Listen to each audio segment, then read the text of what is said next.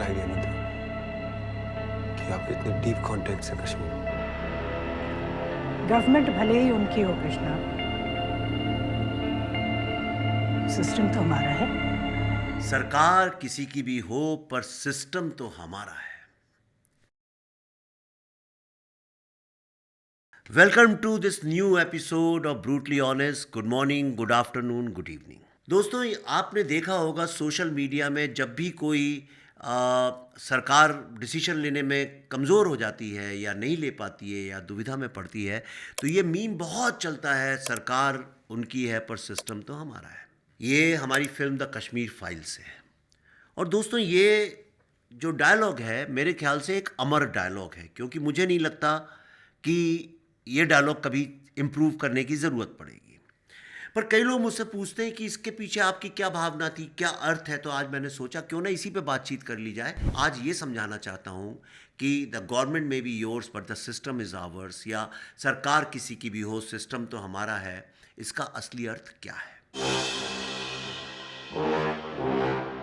दोस्तों, ये फ्रेज बताता है कि भले ही सरकार किसी भी पॉलिटिकल पार्टी या ग्रुप के हाथों में हो, मतलब ताकत किसी के भी हाथ में हो, पर जो असली कंट्रोल होता है, जो इन्फ्लुएंस होता है और पावर का जो तंत्र है, जिसे आमतौर पर सिस्टम कहा जाता है, किसी और ग्रुप या क्लास के कंट्रोल में रहता है।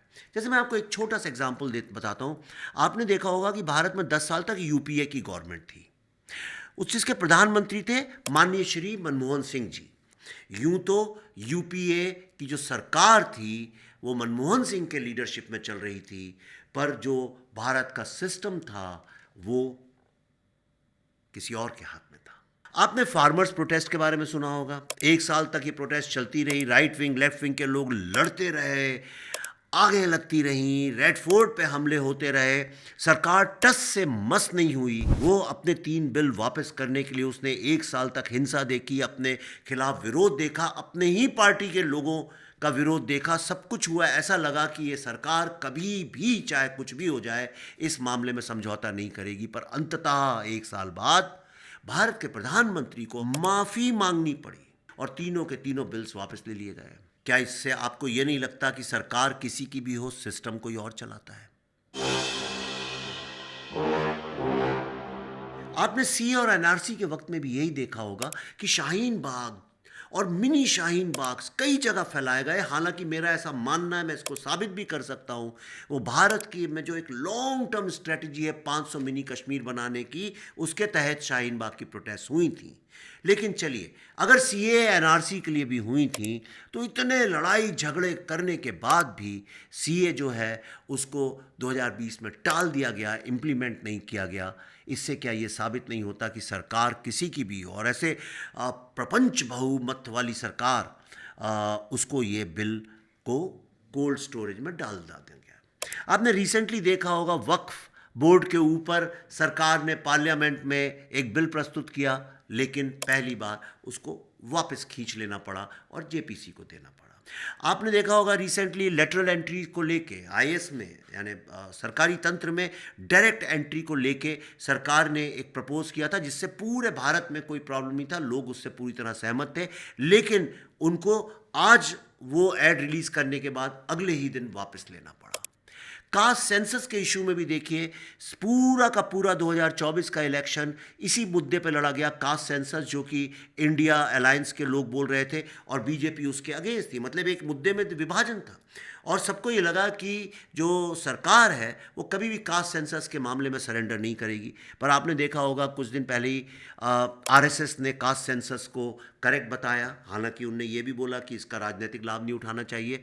हालांकि उस डायलॉग का कोई मतलब नहीं है ही राजनीति। राजनीति नहीं होती तो कास्ट सेंसस का जिक्र ही क्यों उठता। कास्ट को लेके इतनी लंबी लड़ाई लड़ने के बाद अब ऐसा लग रहा है कि सरकार धीरे धीरे एक सॉफ्ट रवैया ले रही है। अगर ये इस बात की पहचान नहीं है कि सरकार किसी की भी हो पर सिस्टम तो हमारा है, तो फिर क्या है?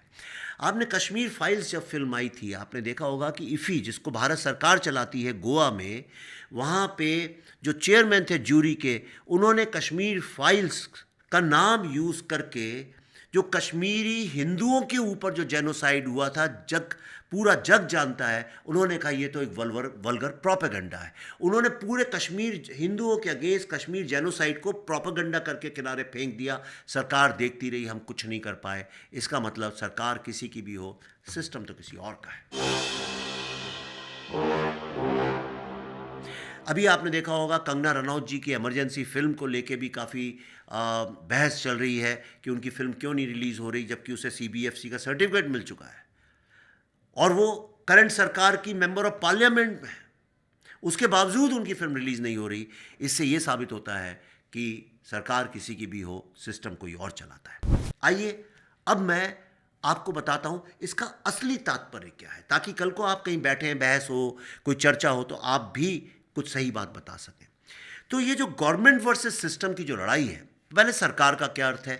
सरकार से तात्पर्य है उन चुने हुए अधिकारियों या रूलिंग पार्टी से जो डेमोक्रेटिक या एडमिनिस्ट्रेटिव सेटअप में सत्ता में होते हैं। ये सरकार का विजिबल फेस है जो डिसीशंस लेते हैं, लॉस पास करते हैं और पॉलिसीज एग्जीक्यूट करते हैं। इन लोगों को अमूमन सरकार बोला जाता है। सिस्टम क्या है? सिस्टम का मतलब उन गहराई से जुड़े हुए इंस्टीट्यूशंस, ब्यूरोक्रेसीज, पावर ब्रोकर्स और कल्चरल नॉर्म्स के नेटवर्क से है जो ये तय करते हैं कि सरकार कैसे काम करे। इसमें civil service, judiciary, media, corporate interest और यहाँ तक कि deep rooted cultural societal structures भी शामिल हैं। ज़्यादा जानकारी के लिए आप मेरी best seller book urban Naxals नीचे दिए हुए एड्रेस पे जाके खरीद सकते हैं और पढ़ सकते हैं।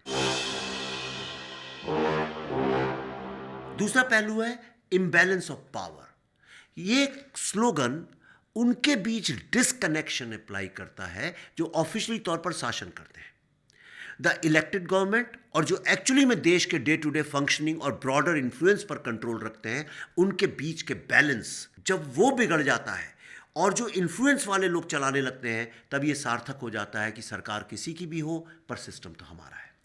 कई मामलों में जब नई सरकार सत्ता में आती है तो existing bureaucratic machinery, judiciary, corporate interest और एंट्रेंस्ड एलीट चेंजेस को अपोज करते हैं और वैसे ही ऑपरेट करते रहते हैं जैसे पहले किया करते थे। इससे क्या होता है, सरकार की पॉलिसीज़ का जो एक्चुअल इम्पैक्ट होना चाहिए वो लिमिट हो जाता है। फॉर एग्जाम्पल, अगर आप देखें, भारत में ब्यूरोक्रेटिक रेजिस्टेंस एक बहुत बड़ा सरकारों के अगेंस्ट काम करने का एग्जाम्पल है।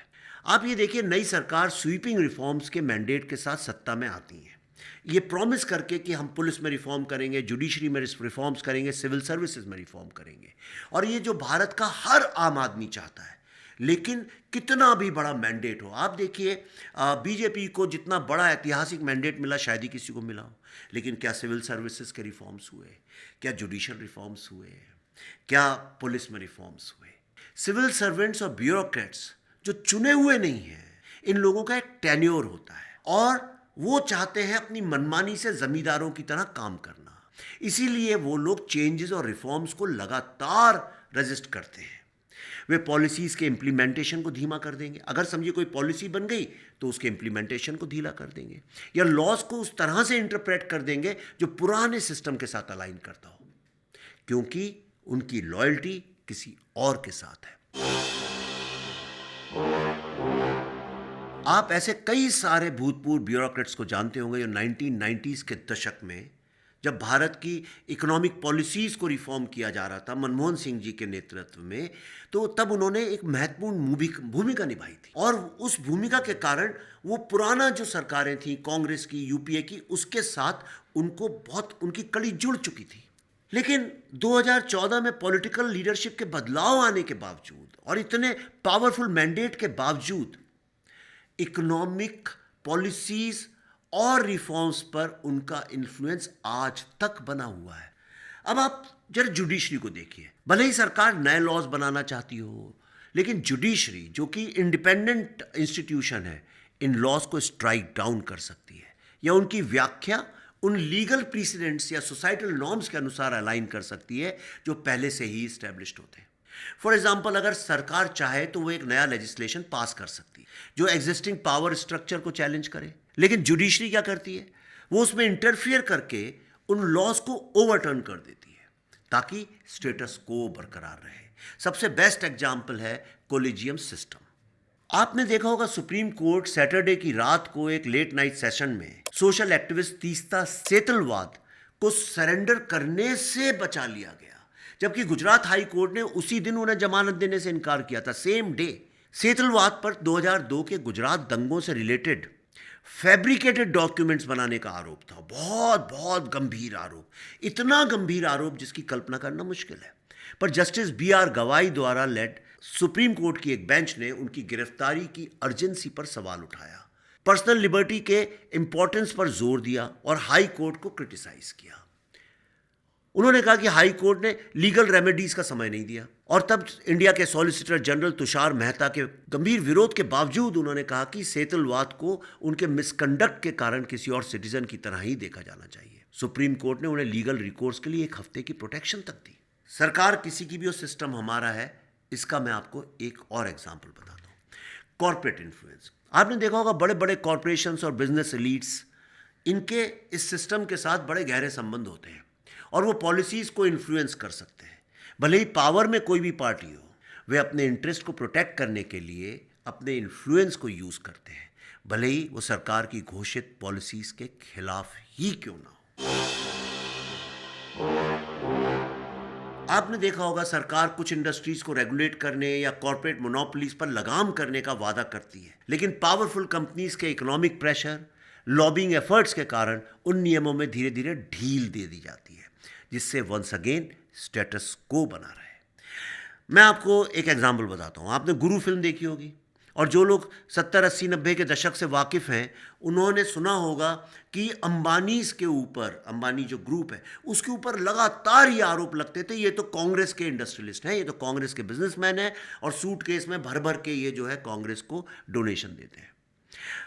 आज 2024 में भी कल्पना करिए उनके ऊपर सेम इल्ज़ाम लग रहे हैं। सरकार बदल गई, लेकिन सरकार को कंट्रोल करने वाले बिजनेस हाउस का नाम नहीं बदला, कॉर्पोरेट हाउस का नाम नहीं बदला।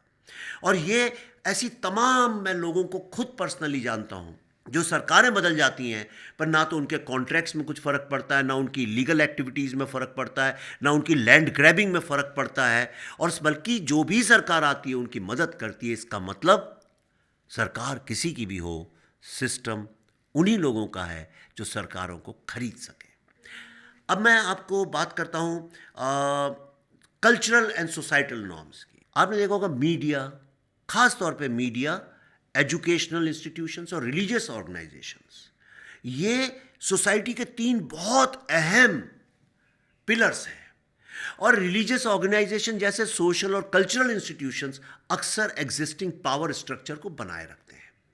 ये इंस्टीट्यूशंस उन बदलावों का विरोध करते हैं जो सरकार लाने की कोशिश करती है, जिससे उनका सिस्टम बना रहे और स्टेटस को रहे। फॉर एग्जाम्पल, कुछ समाजों में आप भले ही सरकार जेंडर इक्वालिटी या माइनॉरिटी राइट्स पर प्रोग्रेसिव पॉलिसीज़ को बढ़ावा दे रही हो, लेकिन कल्चरल और रिलीजियस इंस्टीट्यूशंस इन चेंजेस का विरोध करते हैं, जिससे पब्लिक ओपिनियन इन्फ्लुएंस होती है और सरकार की इनिशिएटिव्स की इफेक्टिवनेस लिमिटेड हो जाती है। फॉर एग्जाम्पल, मैं आपको बताता हूँ, जब इंदिरा गांधी की सरकार थी तो उन पे लगातार ये आरोप लगता था कि ये बहुत सारे हिंदू साधु सन्यासियों की बातें मानती हैं, और उनके साथ लोग भी जुड़े थे, धीरेन्द्र ब्रह्मचारी जैसे। इंदिरा जी खुद मंदिरों में जाके रुद्राक्षी माला पहनती थी और काफ़ी भाव भक्ति से रहती थी। तो कई बार उन पर यह आरोप लगता था कि उनकी जो गाय को लेके पॉलिसीज़ हैं या जो उनकी हिंदू सोसाइटी को लेके हैं, वो जनरली ये लोग इन्फ्लुएंस करते हैं। फिर आपने देखा होगा नरसिम्हा राव जी आए, उनके ऊपर भी यही लांछन लगाते थे कि ये बहुत सारे धार्मिक लोग, वो तो कांग्रेस के ही थे, कांग्रेस के थे भी और नहीं भी थे, तो उनके ऊपर भी यही लांछन लगाते थे कि देखो ये तो साधु सन्यासी गुरु लोगों को समर्थन करते हैं। आज बीजेपी की सरकार है, उन पे तो नेचुरली है क्योंकि वो हिंदू नैरेटिव को सपोर्ट करते हैं, तो उनके ऊपर भी यही लांछन है कि देखिए ये तो जो है धर्म ग्रंथ पढ़ने वाले साधु सन्यासियों की बातों को करते हैं, उन्हें प्रोटेक्शन देते हैं। तो आप ये देखिए, चाहे वो कांग्रेस की सरकार रही हो, चाहे कांग्रेस की होते हुए ना कांग्रेस की होते हुए नरसिम्हा राव जी की सरकार हो, या वो अभी करंट सरकार हो, इसमें आप देखेंगे रिलीजन का इतना इम्पॉर्टेंट बैकग्राउंड में एक अंडर करंट चलता है, और सिर्फ नेशनल लेवल पे नहीं, ये स्टेट लेवल पे भी चलता है। और इसीलिए वो लोग कई चीज़ों पे कंट्रोल भी रखते हैं। तो ये जो स्लोगन है सरकार उनकी है पर सिस्टम। आप बॉलीवुड की बात करिए, चलिए फिल्म इंडस्ट्री की, आपने देखा होगा पिछले 10 साल से ये एक तो बॉलीवुड पे ये चार्ज लगता था कि जनरली ये लोग लेफ्टिस्ट अर्बन नक्सल टाइप के लोग हैं, हिंदुओं के अगेंस्ट हैं, और ये सत्य भी है, इसमें कोई प्रॉब्लम भी नहीं है, ये गलत बात नहीं है, वो है। लेकिन जब 2014 में नई सरकार आई जो कि जनरली हिंदू सेंसिबिलिटी को रिप्रेजेंट करती है, तो तमाम कोशिशों के बावजूद इस सरकार ने बॉलीवुड को अपने साथ करने की भी कोशिश की, उस पर अटैक करने की भी कोशिश की। इतना सब करने के बाद आज की तारीख में आप देखिए, अभी की जो लेटेस्ट खबर है उसमें एक सीरीज़ आई है IC-814 करके, जो कि भारत का जो प्लेन हाईजैक करके खंडार ISI लेके गई थी उसके ऊपर है। उसके ऊपर सरकार ने उनको बुलाया लेकिन कुछ कर नहीं पाई, नेटफ्लिक्स वालों को बुलाने के बावजूद कुछ नहीं कर पाई, और एक डिस्क्लेमर में नाम लिख दिए गए उन टेररिस्ट के जिन्होंने हाईजैक किया था प्लेन को। और दूसरी तरफ कंगना रनौत की इमरजेंसी है, इमरजेंसी को CBFC का सर्टिफिकेट मिल चुका था, लेकिन उसको फिर वापस बुला लिया गया उस सर्टिफिकेट को रिव्यू करने के लिए, जो कि एक rarest of the rare case है। और Kangana Ranaut member of parliament भी हैं, बीजेपी के टिकट पे, बीजेपी की ही सरकार है। उसके बावजूद जो लोग बीजेपी को अपोज करते हैं उनको सिर्फ एक डिस्क्लेमर देके अपना शो चलाने दिया गया, और जो कि इनकी मेंबर ऑफ पार्लियामेंट हैं उनकी फिल्म को रोक दिया गया। और इससे मैं बता रहा हूँ एक प्रोड्यूसर का कितना नुकसान होता है, इसकी कल्पना करना मुश्किल है। अब आप खुद डिसाइड करिए कि ये सरकार किसकी है और सिस्टम किसका है। तो ये जो स्लोगन है सरकार किसी की भी हो पर सिस्टम तो हमारा है, जब मैंने ये लिखा था तो इसके पीछे ये पूरी भूमिका थी। मैं अर्बन नक्सल्स लिख चुका हूँ, इसलिए मैं इसके बारे में ज़्यादा बात नहीं कर रहा हूँ, पर अर्बन नक्सल्स पढ़ेंगे तो आपको समझ में आएगा। आपके छोटे छोटे बच्चे जो स्कूल में जाते हैं, वो कोई भी सरकार आ जाए लेकिन वो उसी सिस्टम को फॉलो करेंगे जो सिस्टम, अगर कॉन्वेंट में जाते हैं तो मिशनरीज लगा के चली गई थी, या अगर वो सरकारी स्कूलों में जाते हैं तो जो कम्युनिस्ट प्लस कांग्रेस के नेक्सस ने जो किताबों में लिख दिया था उसी हिस्ट्री को फॉलो करते जाएंगे, चाहे सरकार किसी की भी हो। तो ये स्लोगन सरकार किसी की भी हो पर सिस्टम हमारा है, ये आइडियोलॉजी ये दर्शाता है कि पावर अक्सर सरकार के हाथ में नहीं है, बल्कि उन सिस्टम और इंस्टीट्यूशंस के हाथ में होती है जो लीडरशिप में बदलाव आने के बावजूद अपनी आइडियोलॉजी पर टिके रहते हैं। ये हाईलाइट करता है कि असली बदलाव लाने में कितने चैलेंजेस होते हैं जब सिस्टम अनचेंज रहता है, या नए निर्देशों डायरेक्शंस का विरोध करता है, या रिफॉर्म्स का विरोध करता है।